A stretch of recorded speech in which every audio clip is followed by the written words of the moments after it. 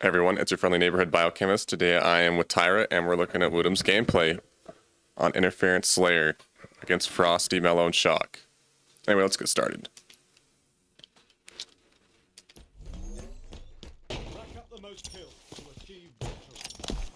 Yeah, I want to contest the power items that are available off the rip, so... Yeah, I kind of was like imagining he'd go for Sniper. I've seen him be Sniper like in Ranked, like on his gameplay, and he's an absolute menace with it, especially when he's While. Kind of just took a bad route right there, but I mean, this is a pro lobby, so I'm not going to say anything. Off the rip, it's very often a toss-up. People are just like flying for advantage. It's still like 0-0 at the start, so might as well go all in. The one thing I'll point out there though is he was able to get damage on like 2 people very quickly. Like he's obviously contesting one side line, but he gets flanked and nonetheless gets a bit of damage out. Indeed. All right, so right here it looks like they are in a 3v2 on the map, right? I don't see his other teammate. Yeah. So let's see how Wutum plays this. Dead with a by top thrust. Oh yeah, there's the other X mark. I didn't see it for some reason, but yeah, so he's in a 2v3 right now. So let's see how Wutum plays this out. And OS is up in 10 seconds. Get to the inside of the map ASAP if you want to contest the UAV. So just channeling the nearest sight line. So he knows. Ooh, what a good, lots of good route. Wow, I've never thought about that jump before. All right, so I like how SLG's in a fight and he goes to help SLG maybe, but so he goes to help SLG. He's staying around the power item pretty much because you have to make space before you can like grab it because it's in a vulnerable position. So kills are great, damage as well because that means the opponents have to like hold back. Yeah, so basically I think he was definitely was creating space, right? Like he had a teammate top tower, SLG was in a fight, and I'm pretty sure he knew they were spawning there. So I'm guessing he's like, I'm going to create space so my teammate can grab OS and we can win this engagement, but I don't really know if they got OS. Well, it might not be a sufficient condition, but it's a necessary condition to create that space.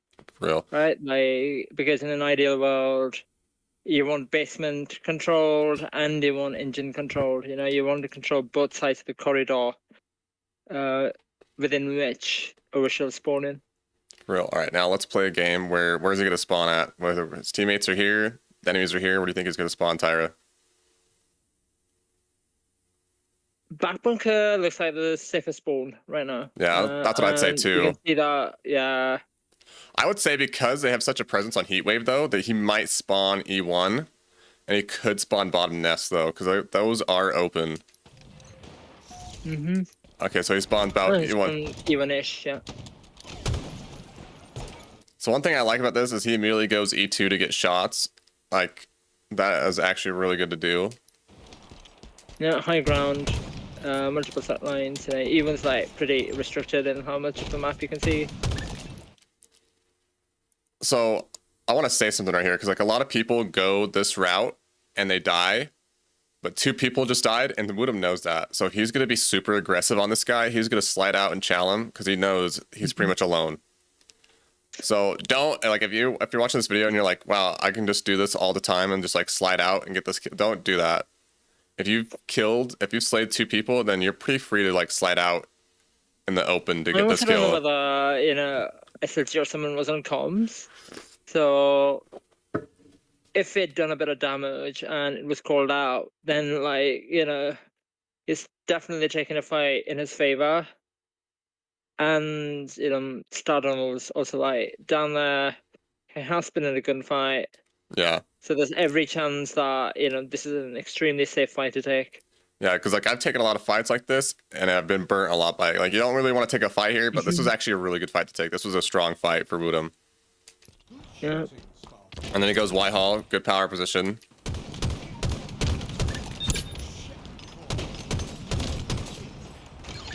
I remember when I first watched Wutum play, like his mouse wasn't like It was pretty smooth, but it looks way smoother than when I first watched him play.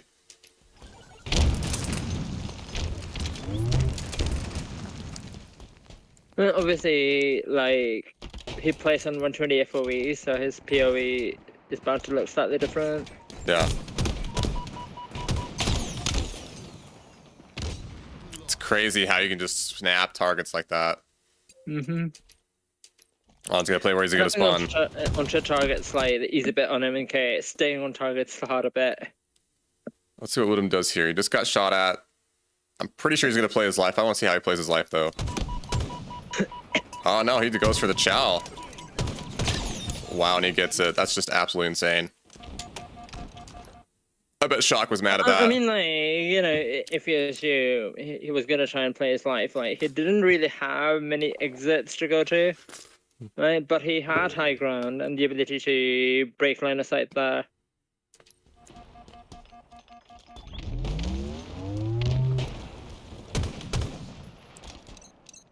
I like Wutum just like rotates between teammates at this point. I don't think he actually rotates between positions. I think he rotates between teammates. I think maybe he gets in a position so he can help teammates, but I think his ultimate goal is to rotate the teammates and help out with the callouts. He's just a damage dealer. Exactly, that's the role his like play here anyway. And you know, this input is like particularly well suited for that because you know there's very little downtime between you know dishing out damage to one target and switching to another. All right, Controller players been on 5-10-10 take far longer to do it. They really do. Let's see what he does with the snipe. So it looks like he's pretty much pre-aiming right here. Tyra, you could probably speak on this a bit better. Is this actually a good pre-aim for mouse and keyboard?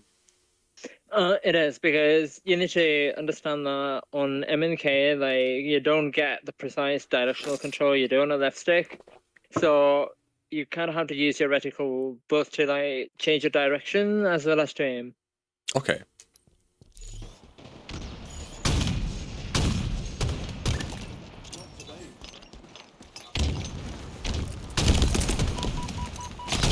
Oh my goodness, that was nasty. I wish you would have got the triple right there, to be honest with you. That would have been even nastier. Not really gonna use a cover there. Right, the fact that Yeah, it really was. either jiggle peeking or taking a jump shot. So what I like is I think he knew if he jiggle peeked, the guy would have shot him. That's why he did the jump jiggle peek, and that was just and it's like that's just altering your strafe in the moment. That's one thing I've been working on. But that definitely high level of strafing right there.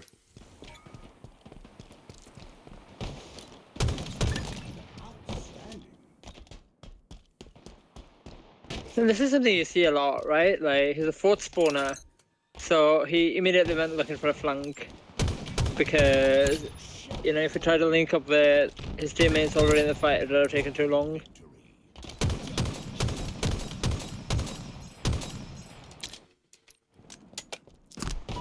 I noticed he kind of zooms in like on a lot of fights that are like I rarely zoom in on those kind of fights, but he zooms in. Like is it beneficial to zoom in those kind of fights, Tyra?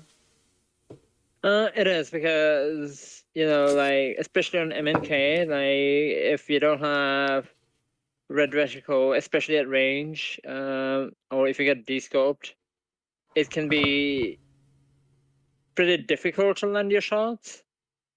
So if he's like pre-scoped and he's got like red reticle active, and he gets first shot and knocks controller players out of scope, it almost always gives him like an advantage to take into the fight.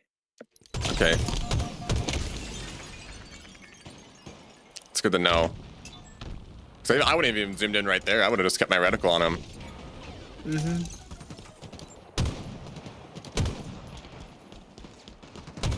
There's a lot of like quick scoping going on as well.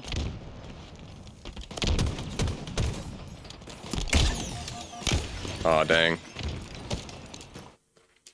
Nonetheless, lots of damage. Like the amount of damage is dishing out every second here. For real. This is kind of a good spot to think about where he's gonna spawn because you got like they have inside control.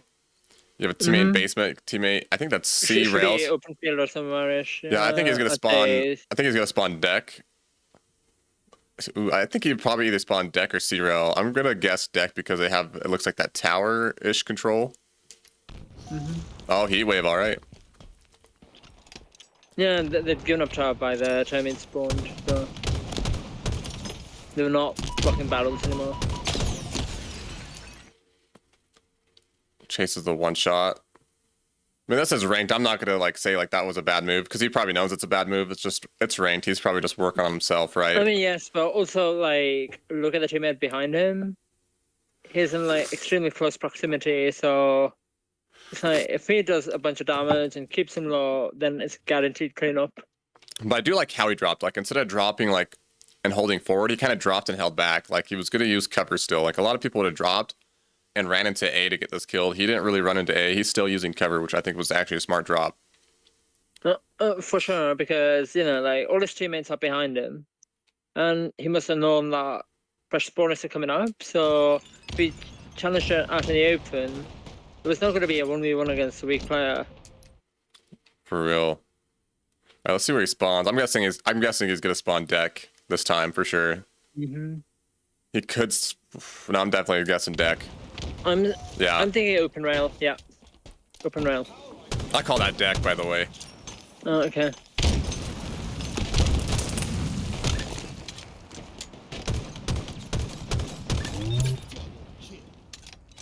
Oh, sweet. Here we go. Now I get to see what he does with the OS. And does he get sniper?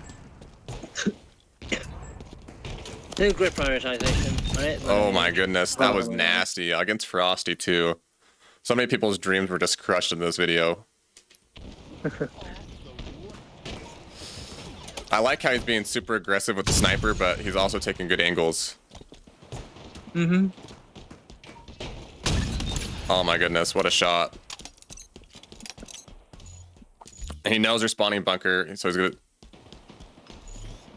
You prim. It's constantly like setting up for a curb slide so he can like rotate between sight lines. Gosh, he's insane with the sniper. That was a good reticle peek right there. Yeah. That's one thing I'm always jealous about MNK for, is like when they're sliding, like they don't really slide cancel when they do that. Like they can do that and not slide cancel. But he also did jump during it though.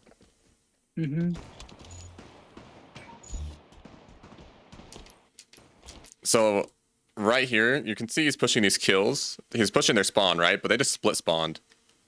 And he's getting like an insanely good pinch here. But I'm pretty sure he's gonna like do a lot of damage with the sniper anyway.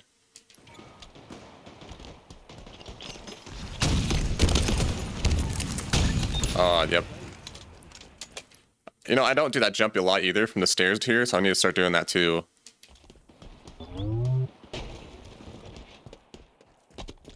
See, he was going to help his teammate out, and the teammate got the kill. So the other thing I wanted to point out here is like him looking around is also great for like collecting information.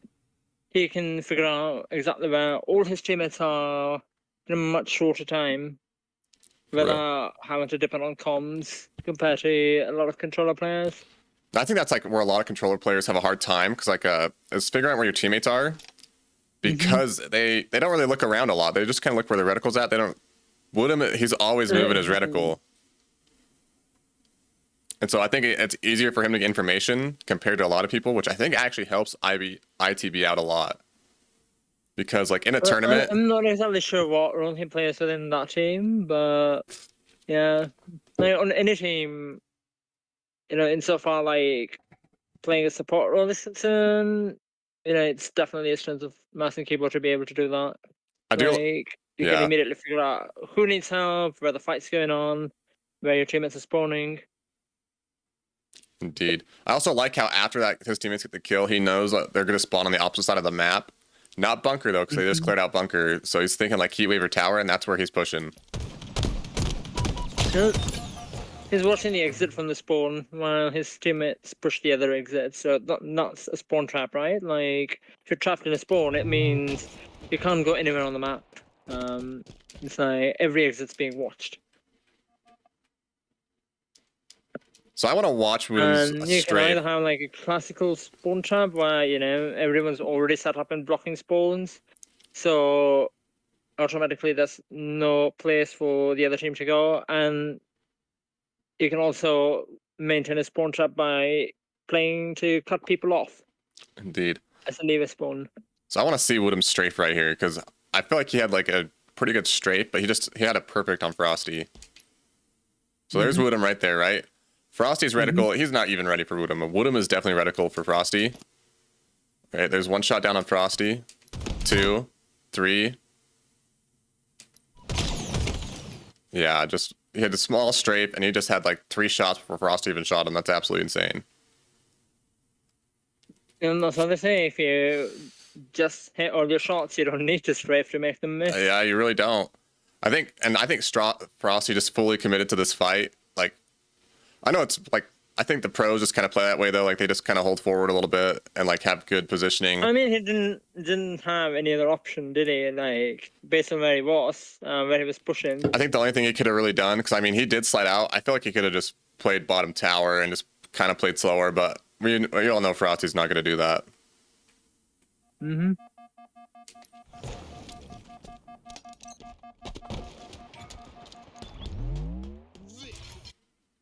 That was a very fast Slayer game. It was, yeah.